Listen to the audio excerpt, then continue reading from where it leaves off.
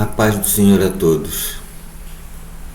Quando nós falamos que na Bíblia, muitas vezes nós lemos que precisamos de sabedoria para conduzir nossas vidas.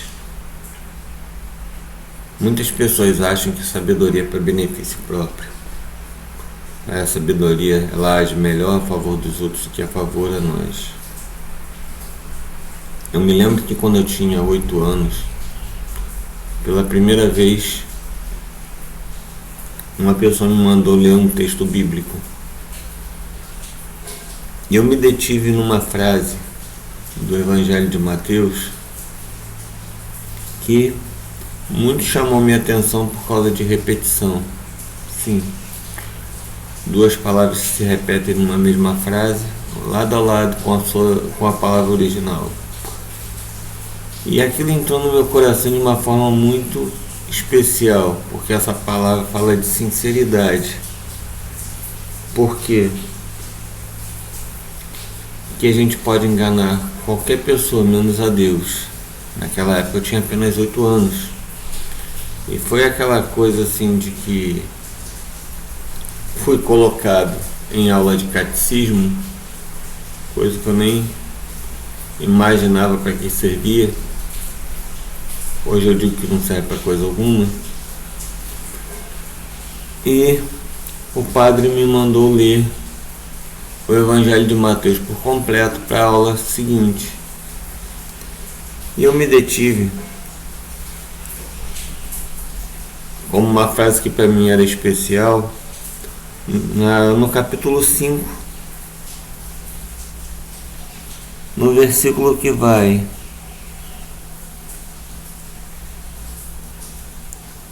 a partir do 33 até o 37, que diz assim: Outro sim, ouviste que foi dito aos antigos: não perjurarás, mas cumprirás teus juramentos ao Senhor. Eu, porém, vos digo que de maneira nenhuma jureis, nem pelo céu, porque é o trono de Deus, nem pela terra, porque é o escabelo de seus pés, nem por Jerusalém, porque é a cidade do grande rei. Nem jurarás pela tua cabeça, porque não podes tornar um cabelo branco ou preto. Seja, porém, o vosso falar sim, sim, não, não, porque o que passa disto é de procedência maligna. Principalmente esse final do sim, sim, não, não ficou no meu coração. E quando na aula eu comentei isso com o padre, porque era falado pra gente que quando nós quiséssemos alguma coisa, fizéssemos promessas a Deus. E aí eu me detive nesse texto e perguntei por que se o texto diz isso. E o padre me disse que eu não entendi direito. E tentou me convencer do contrário, e isso nunca entrou no meu coração. Isso se dá porque o meu chamado para o Evangelho já estava marcado desde a minha infância, talvez até desde antes de eu nascer. Mas o que decorre disso é que não só este texto, mas todos os outros textos que eu li desmentiam o que os padres me ensinavam. E eu não podia argumentar porque eu era apenas uma criança. Era isto que me era dito. Voltando ao que eu estava falando, a sabedoria de Deus tem muito a ver com esse texto. Porque não há sabedoria em você se dizer cristão dentro da igreja, e dentro da igreja você não se comportar como. Não há sabedoria em você negar aquilo que você crê ou crer naquilo que você nega e crer, porque é uma crença falsa.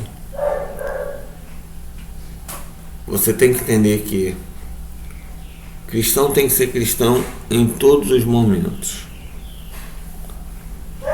A nossa vida tem que ser direcionada por Deus sempre. Não apenas quando estamos no meio cristão. Não apenas quando estamos no meio evangélico. Não apenas quando estamos em casa ou na igreja, mas no nosso trabalho, nos transportes, nas ruas, nos meios sociais, onde quer que estejamos, devemos ser a mesma pessoa. Esta é a importância do sim, sim, não, não. Quanto aos juramentos e promessas, aquilo que Cristo disse é verdade. E a Bíblia nos mostra que todas as promessas são dadas por Deus. Nós não precisamos prometer a Deus. Mas se alguém quiser alguma coisa mais aprofundada, nós podemos ler no livro de Eclesiastes,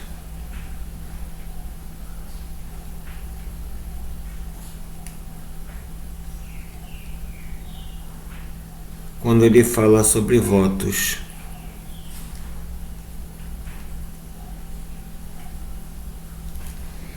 No capítulo 5, versículo 4, ele diz: quando a Deus fizeres algum voto, não tardes em cumpri-lo, porque não se agrada de tolos o que votares, paga-o.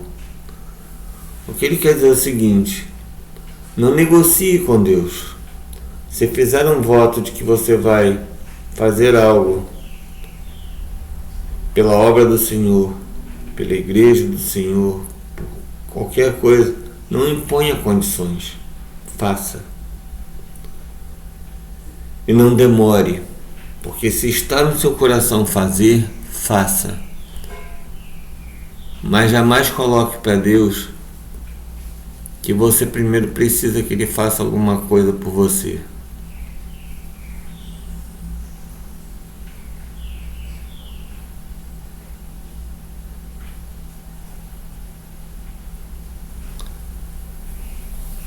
Não se negocia com Deus. Muitas pessoas dizem que vão fazer jejuns por causa de um assunto. Você não tem que fazer jejum por causa disso. Você tem que fazer jejum para santificar ao seu corpo, que há uma mortificação da carne para que o espírito possa se destacar. Você não tem que fazer promessas. Quer fazer alguma coisa? Faça, mas faça sem negociar com Deus. Porque tem gente que promete que se Deus fizer tal coisa, que Ele vai fazer outra. E aí chega, nem lembra da promessa, ou quando vai cumprir a promessa, aquela promessa não tem valor nenhum. Porque não mostrou que você confiaria em Deus. Que você dependia do favor dEle primeiro.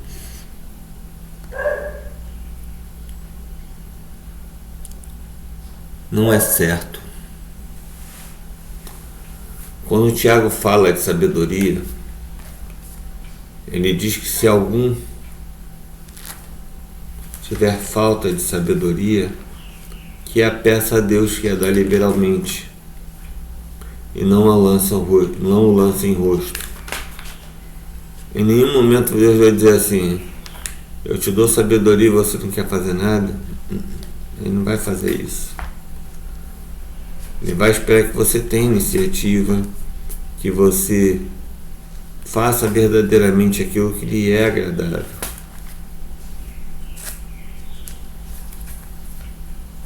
Tiago, ele cita esse versículo do sim, sim, não, não porque ele quisesse demonstrar sua sabedoria. Mas se pensarmos, Tiago realmente era sábio. Ele foi colocado como líder da igreja. E tudo o que ele falou é para a glorificação do nome de Deus. Lembre-se, Ele colocou assim no capítulo 1: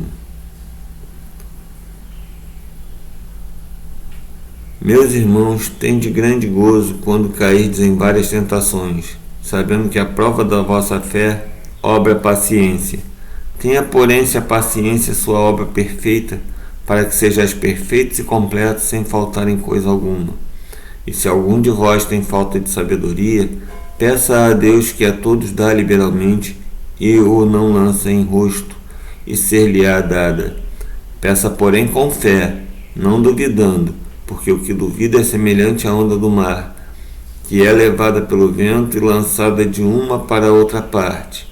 Não pense tal homem que receberá do Senhor alguma coisa. O homem de coração dobre é inconstante em todos os seus caminhos, mas glorie-se o irmão abatido na sua exaltação, e o rico em seu abatimento, porque ele passará como a flor da erva, porque sai o sol com ardor, e a erva seca, e sua flor cai, e a formosa aparência do seu aspecto perece. Assim se murchará também o rico em seus caminhos. Bem-aventurado o varão que sofre a tentação, porque quando for provado, receberá a coroa da vida, a qual o Senhor tem prometido aos que o amam. Ninguém, sendo tentado, diga de Deus sou tentado, porque Deus não pode ser tentado e a ninguém tenta. Eu li aqui do versículo 2 ao 13. Primeiro, ele diz que ele não lança em rosto a sabedoria que lhe dá. E o Senhor espera que nós usemos a nossa sabedoria para proveito da igreja.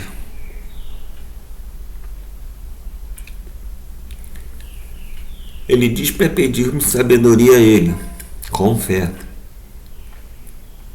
E se você não tiver certeza daquilo que você quer, daquilo que você precisa, não adianta pedir a Deus. Creia, Deus tem feito grandes coisas no nosso meio, mas para que o seu agir se realize por completo, nós precisamos estar disponíveis e fazer aquilo que é justo. Então confie no Deus a quem você diz servir e faça aquilo que é bom. De outra forma, tudo que você for falar, mas simplesmente demonstrar que você não tem fé. O que Tiago fala ainda sobre sabedoria é que a sabedoria ela tem que vir do céu para ser boa, porque o que procede da terra, que procede de si próprio, é uma sabedoria que é terrena e maligna.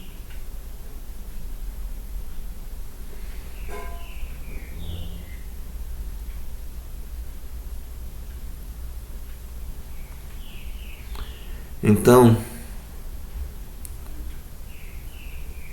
guardemos-nos sim de fazer aquilo que é errado e façamos aquilo que é bom, reto e justo, porque Deus nos deu não só a vida, mas Ele nos deu a possibilidade de crescermos com algo de especial em nós. Não queremos ser os mais sábios, porque os mais sábios em geral eles acabam se deixando levar por se acharem bons demais. Esse foi o problema de Salomão, no qual se diz que não houve nem haverá homem mais sábio que ele. Mas Salomão, devido ao excesso de sabedoria, ele se permitiu cair nos laços lançados por suas esposas idólatras e praticou a idolatria, afrontando a Deus e marcando assim que em breve o reino seria dividido, porque ele havia magoado o coração do Pai. Temos a certeza de fazer aquilo que é bom e cuidemos daquilo que é justo, porque Deus tem falado. Amém? Então, fique na paz, esteja com Deus.